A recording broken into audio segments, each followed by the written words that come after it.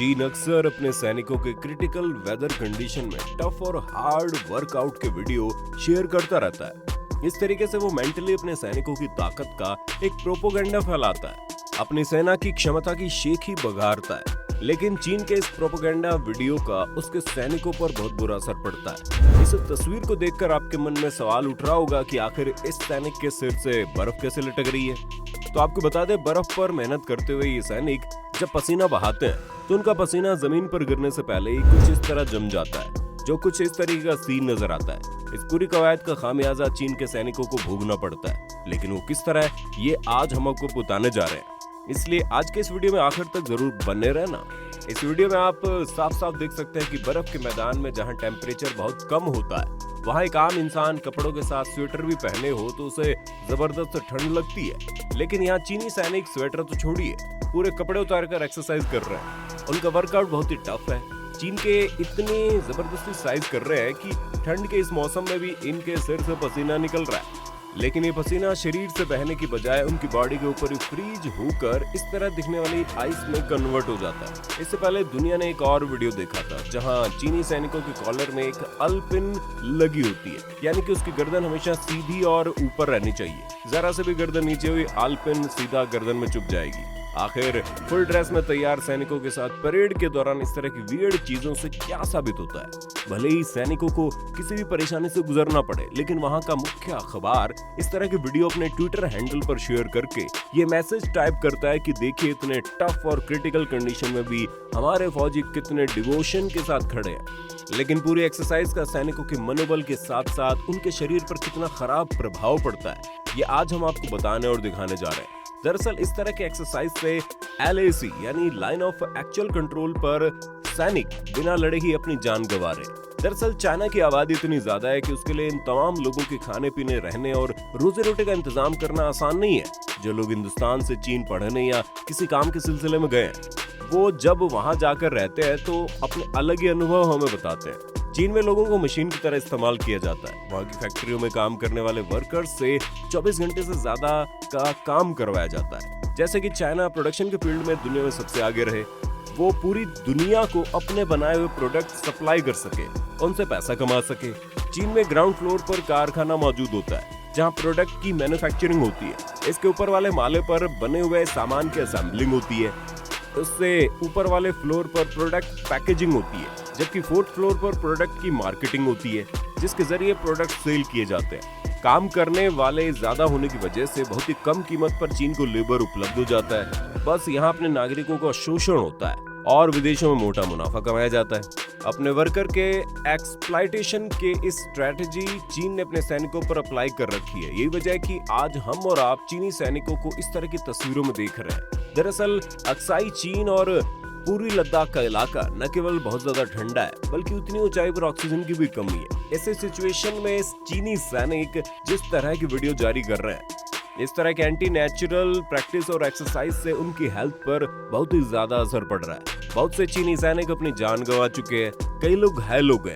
ऐसे सिचुएशन में ये जगह चीनी सैनिकों के लिए मौत का अड्डा बन रही है, जहां ये भारतीय सेना से लड़े बिना प्रकृति से लड़ते हुए काल के गाल में समा रहे हैं। आप और हम अच्छी तरह से जानते हैं कि हम इंसान कितने भी स्ट्रांग हो जाए, लेकिन नेचर के साथ हम अपनी लड़ाई नहीं लड़ सकते। सुनामी, भूकंप, ज्वालामुखी, विस्फोट जैसी घटनाएं तो कभी कभी होती हैं, लेकिन इसके साथ ही कड़ाके की सर्दी, बहुत तेज गर्मी या लगातार तेज बारिश को हमारा शरीर एक सीमा के आगे बर्दाश्त नहीं कर पाता। हमारे शरीर की अपनी कुछ सीमाएं हैं। अगर हमने उस लेवल को क्रॉस करने की कोशिश की तो हमारे जीवन पर संकट आ सकता है। लेकिन चीन कहाँ मानने वाला है? उसने तो अपने सैनिकों की जान तक दांव पर लगा दी है। लेकिन सैनिकों की अनमोल जान की कीमत चुकाने के बाद अब चीन को यहाँ के मौसम की असलियत का एहसास हुआ, तो अब उसने अक्साई चीन और पूर्वी लद्दाख के इलाके पर सैनिकों की बजाय रोबोटिक मशीन गन और दूसरी मशीनें तैनात की हैं। हमारे सैनिक लाइन ऑफ एक्चुअल कंट्रोल पर अब भी पूरी हिम्मत, दमखम, देशभक्ति के जज्बे के साथ खड़े हैं, जबकि चीनी सैनिक अपना हौसला खो चुके हैं और वहां से पीछे हट गए। इनकी जगह मशीनों ने ले ली है। चीन की मैकेनिकल काबिलियत इतनी अच्छी है, ये आप इस बात से समझ सकते हैं कि लोग चीन के सामान के बारे में कहते हैं कि वहां का सामान चला तो चांद तक, वरना दुकान से घर तक।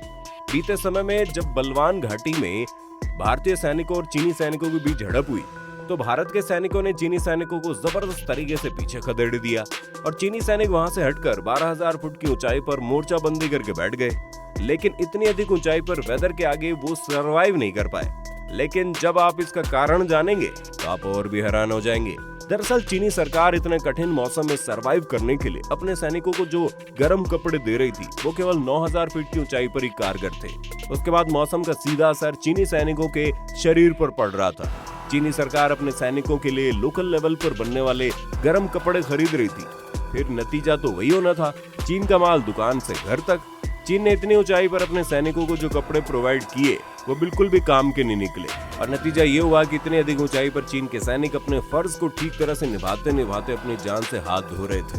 बीते कुछ समय में चीन ने इस बॉर्डर पर अपने सैनिकों की जिन टुकड़ियों को तैनात किया था उनके 3 टॉप कमांडर को वापस बुला लिया गया और उनकी जगह पर नए कमांडर को वहां पर तैनात किया गया। लेकिन इसका नतीजा ये हुआ कि इन 3 कमांडर में से एक की क्रिटिकल वेदर कंडीशन में मौत हो गई।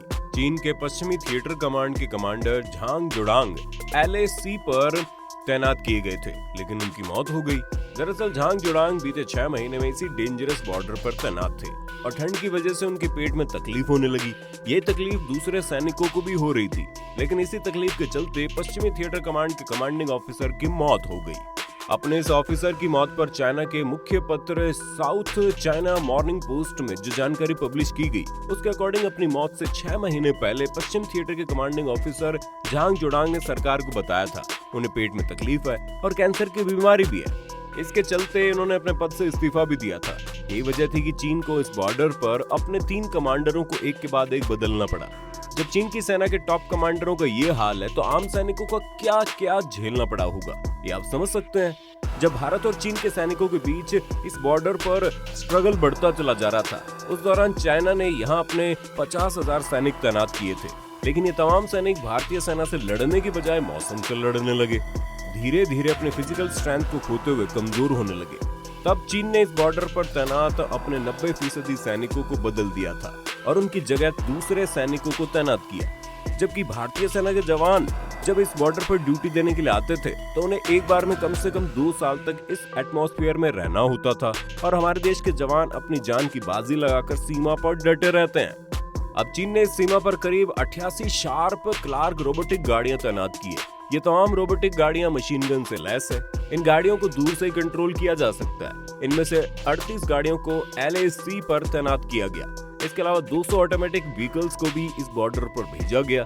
इसके अलावा चीन की सरकार ने तिब्बत के कुछ बॉर्डर पर VP-22 हथियारबंद ऑटोमेटिक वाहनों को भी भेजा।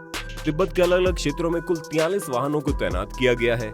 इसके अलावा हिल एरियाज में चलने वाले 150 लिंक वाहनों को भी चीन ने बॉर्डर के एरिया में तैनात किया है। और आपको बता दें इन तमाम वाहनों पर heavy machine gun, mortar, missile launchers के साथ तोपें भी फिट की जा सकती है। चीन की चाल, चरित्र और चेहरा कुछ इस तरह का है कि दुनिया में कोई भी उस पर भरोसा नहीं करता। चीन के राष्ट्रपति शी जिनपिंग की विस्तार वाली नीतियां पूर्वी लद्दाख को अपने कब्जे करने की नीति पर काम करते नजर आ रही है। चीन के राष्ट्रपति ने अपने सैनिकों को सख्त हिदायत दी है कि वो किसी भी सूरत में बॉर्डर से पीछे ना हटे, वहीं डटे रहे। वो अपनी ट्रेनिंग को और ज्यादा टफ बना दे, साथ ही चीनी सैनिक हर सिचुएशन में जंग लड़ने के लिए तैयार रहे। चीन की इन हरकतों पर भारतीय सेना ही लगाम लगा सकती है। आपका इस वीडियो पर क्या कहना है हमें कमेंट में बताना। फिर मिलेंगे नई वीडियो में। जय हिंद, जय भारत, वंदे मातरम।